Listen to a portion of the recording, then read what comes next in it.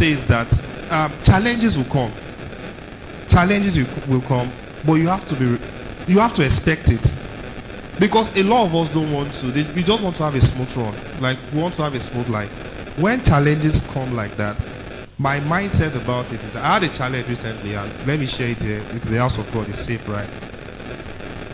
I spoke with Pastor Paul the last time we met, and I was like, Pastor Paul, I actually want to do my MBA. I told Pastor Pemi too. I was like, I want to do my MBA in the US. So I applied to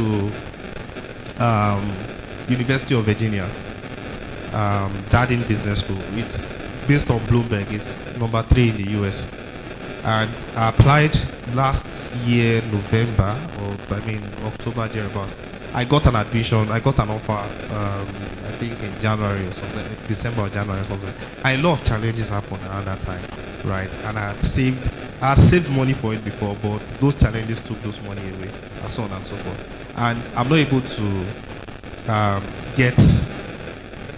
I'm supposed to pay an initial deposit of $4,000, right? $2,000 in tranches. So I'm not able to get the initial deposit. I sent them an email to extend the timeline. They extended the timeline. I just thought that I wasn't good. When they extended the timeline, another challenge or called again. I was like, I'm not able to meet this timeline. I'll leave it as such. And that was how that admission went down the drain. People I spoke to were like, why would you allow this? Why would you do this, and so on and so forth? And if I'm not, I'm not sure I've shared it with my close friend Pastor Femi or something, so you would not know. But in my entire construct, in my mind, the next thing I'm thinking is that I'll do something in substitute, which is something I'll do again this year. Then by next year, I was doing an MBA to get into a role in the US before, but I'll get another skill now that will still put me in that vantage position to get that role. What I'm trying to say is that we feel failures every day, but once you don't expect it and put your mind in that position that it will come, I will remain the same. Can I tell you a story? Or not even a story, can I tell you something? Even organizations, they fail. Jumia Food is out of Nigeria. Big companies fail. But most of them die off and we don't hear them again. Even most CEOs die off and we don't hear them because they don't expect it.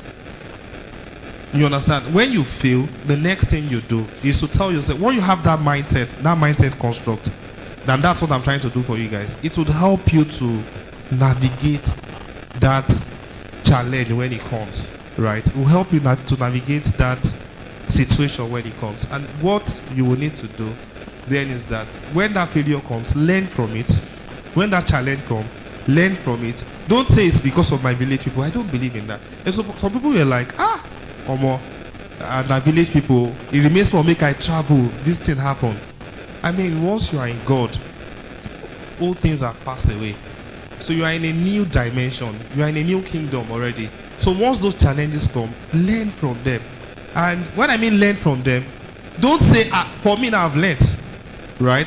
I felt like I could have diversified my portfolio enough. I felt like I could have expected some of those things. I felt like I could have invested in some other things. I've learned and I'm going to move on, right? And the same thing, I'm sure some of you guys have tried a lot of things too and you have failed. And the next thing you need to tell yourself is that you learn from it and move on. That's...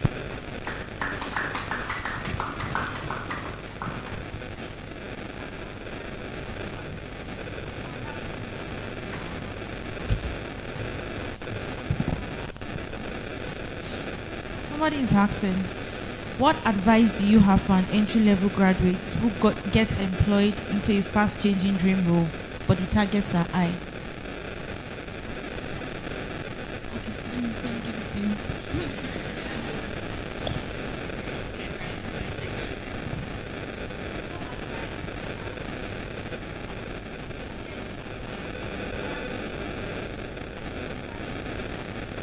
An entry-level graduate dream role and the targets are high. Let me see. A fast-changing dream role. Is that in sales? I don't know.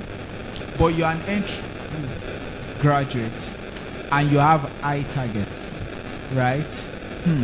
So the way I like to answer question, I answer question from a point of empathy, right? So if I was in your shoes, what would I do, knowing what I know now, right? So you are fresh in that environment, and you have high targets, right? First, high targets can be very subjective. Do you get? It looks high to you. First, you need to be sure if it is just you thinking it is high, or it is just the situation, which is why the keynote speaker mentioned something about SMART goals, right? So you need to be sure, are they attainable, right? As well. So first, you want to speak with your line manager in that case to ask, what is the trajectory before now? What was the performance last year? Do you understand?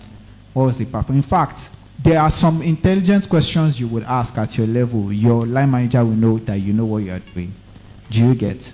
So, and that's why you need to let data as well, to be data driven when you are doing certain things. You want to ask, what was the performance last year before I joined? So if they say you have to bring 500 million into the organization this year, you need to ask, how much was brought in last year? Was it 400 million? Was it 100 million? So what are the drivers?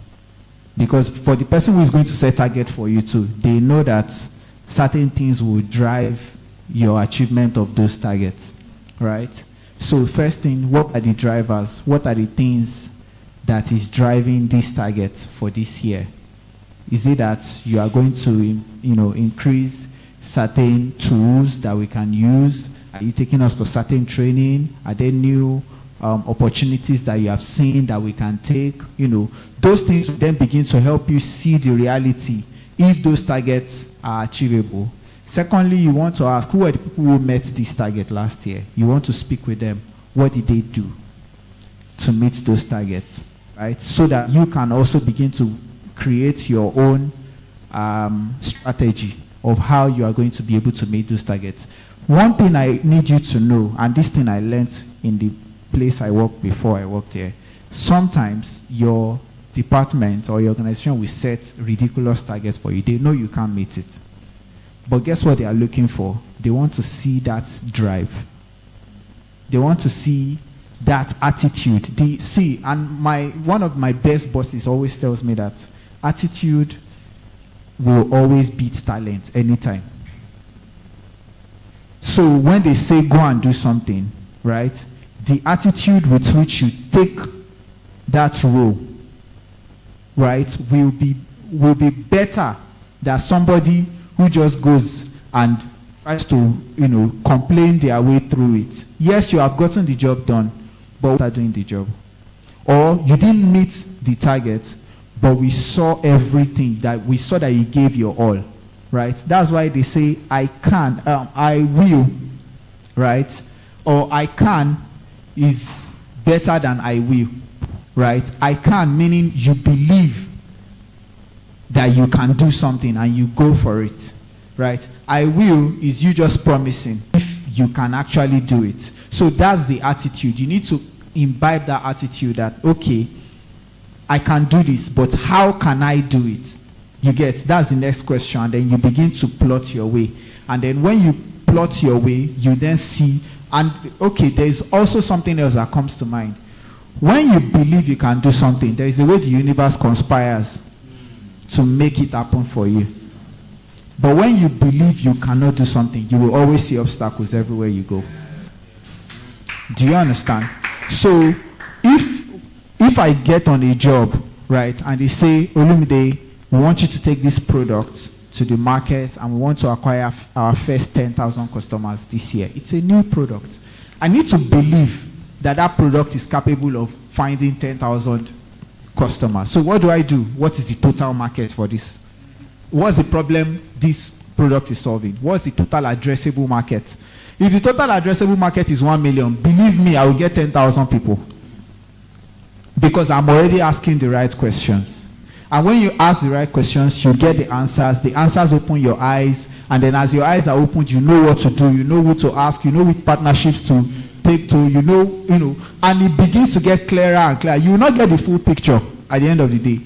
But as you keep probing, you keep seeing possibilities, and then you keep doing it. And guess what? Sometimes you would have even surpassed the target, you will not know. Do you get? Because sometimes the stars will not align fully. So sometimes they've given you a project, they've given you a target, meet 10,000, customers. If you get to 7,000, there will be a reason you didn't meet 10,000, and it will not be on you. Maybe there was product failure at some point. Maybe subsidy was removed at some point. Maybe FX, moving up and down. But it was not that you did not try. So when you are giving your report, it will be clear what you did. And then when you are making your learnings, which is why failure is not a negative thing. You learn, right? But if you believe that you are not going to meet it, in fact, it is you that will be looking for when subsidy will go up so that you can have the excuse to say, this is why I didn't meet it. And guess what? As a professional, you have a superpower that you don't know. And I'm going to tell you today. The superpower that you don't know is that for every challenge you solve, your confidence is bigger, your ego is bigger. So you would have, if you are a performer, you would have performed to a certain level. Some targets will be small meat for you. Even if they tell you go and bring 100 million people, because you've done so many things in the past that has built your confidence, you believe you can do, other things. So you need to now start looking for small wins that you can achieve that will build your confidence towards bigger wins. So that would be my advice to that person. Thank you very much. So one last question. One way or the other, I found myself studying accounting, and I don't like it. Though I passed well, I graduated last year. Is there a way to fall in love with this and take it as a profession? That's the number one question. The second question, how do I find purpose? And the last one, how do I fulfill purpose?